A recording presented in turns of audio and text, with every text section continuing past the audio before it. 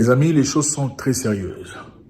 L'Iran vient de bombarder une base militaire américaine au Qatar. Ouais. Ils ont promis une rétaliation. Contrairement à tout ce que les gens ont anticipé, ils l'ont fait. On a lancé des missiles contre une base militaire américaine au Qatar. On parle aussi de Bahreïn. Ce n'est pas encore confirmé, mais jusque-là, c'est le Qatar qui a été ciblé et a été touché. On ne sait pas le nombre de dégâts, le nombre de corps, enfin le nombre de victimes jusque-là, mais les Américains ont dispatché très rapidement les avions de guerre qui sont en train de patrouiller. Donald Trump, au moment où nous parlons, est en réunion avec le Conseil de sécurité américain pour voir ce qu'ils feront prochainement. Les Iraniens disent qu'ils ont jeté le nombre exact des bombes que les Américains ont jetées sur leur base et leur site nucléaire. En ce qui concerne Israël, la guerre continue.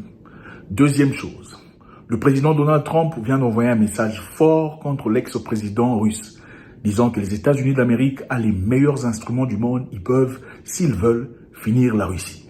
Pourquoi? Parce que le président, l'ex-président Medvedev, a fait un commentaire disant que d'autres pays, d'autres nations équiperaient l'Iran d'ogives nucléaires, puisque les États-Unis ont décidé délibérément d'aller bombarder l'Iran. Alors, M. Trump a aussi dit, dans son social media truth, disant l'ex-président russe a osé dire ça. Il a vraiment dit ça ou bien je suis en train de rêver? S'il a dit ça, ça explique pourquoi Poutine est le boss. Et lui, il est juste l'ombre de Poutine. Et nous avons les meilleurs équipements du monde. Nous sommes la meilleure armée du monde. Nous avons les sous-marins incroyables. Si vous pensez que l'action qui s'est faite sur Fordo et Natanz et tout ça sont impressionnants, attendez ce qui arrive. Nous avons des sous-marins prêts à exploser à 20 ans d'avance sur vous.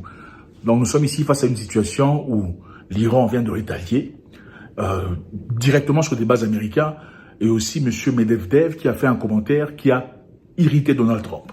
Et qu'est-ce qui va se passer maintenant? Point d'interrogation, on se pose la question. Rappelez-vous, il y a à peine quelques heures en effet, que le ministre d'Affaires étrangères iranien est parti en Russie pour aller discuter avec M. Poutine.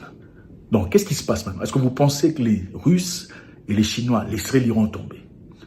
C'est une faible probabilité. Je vous garde au courant. God bless.